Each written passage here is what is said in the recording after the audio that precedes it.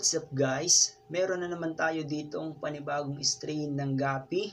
Yan, ito yung tinatawag nilang metal snake skin violet tail. Kaya lang medyo fade pa yung kulay nila kasi juvie size lang tong kinuha ko.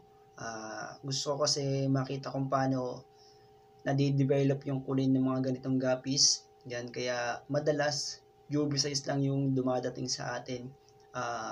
Binabala ko na mangolekta ako ng mga purple na kulay. Sinabi ko sa inyo nung nakaraang vlog ko na sa guppies may dadating tayo na purple Moscow o bibili tayo ng purple Moscow. Nauna pa tong ganitong string kaysa sa purple Moscow kasi ito yung dito na malapit. So yung inorderan ko ng purple Moscow medyo malayo. Inaantay ko pa yung pagdating niya ng ating mga purple Moscow. Pasensya na kayo kung medyo lumalabo yung cam natin kasi Cherry Mobile lang yung ginagamit nating camera ngayon, cellphone. Kasi na full guys yung ginagamit kong iPhone. Yan, kaya ito muna yung ginamit ko pansamantala. Para matesting ko na rin kung pwede natin gawing pang vlog to kasi wala naman tayong pambili pa ngayon ng mga camera kasi hindi pa naman tayo sumasahod dito kay Lolo YouTube no. Tuloy natin yung kwentuhan natin.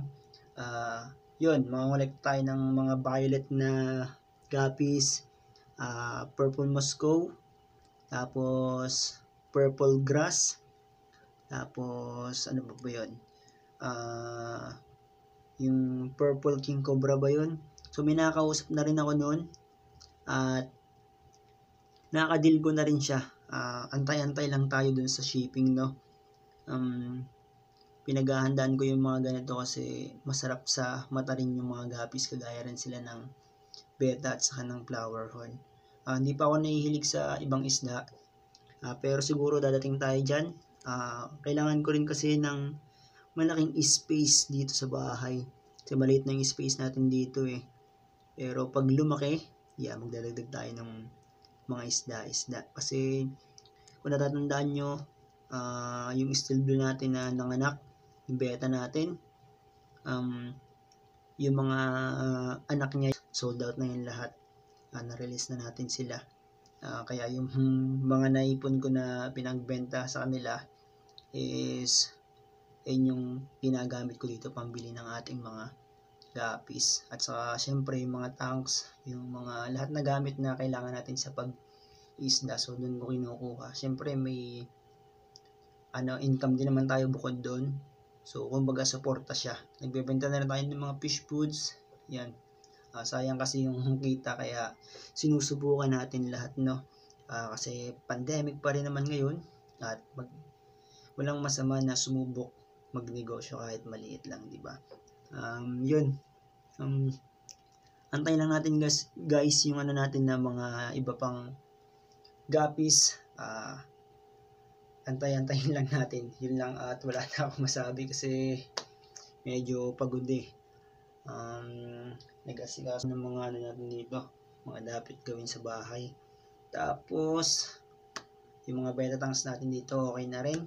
Mamaya guys ililipat ko tong natin, mga guppies natin kasi nandito lang siya sa beta tank. Ilalagay ko siya sa planggana para mas makalangoy sila. Ginawa ko ng viewing tank tong pinaglalagyan nila ngayon para mas makita nyo ng maayos itong ating mga bagong guppies. Tapos nilagyan ko ng background na puti pero tatanggal yan. Yan oops. Yan natatanggal yan. Maganda lang tingnan kapag merong background na ganan. So yun guys no. Kita-kits na lang tayo ulit. Pag dumating na yung mga isda natin, syempre makikita nyo naman lahat yan kasi gada may bagong alaga tayo dito is ibinablog ko talaga. So abang-abang lang tayo. Maraming salamat sa panonood ng vlog na ito. So see you guys in my next video.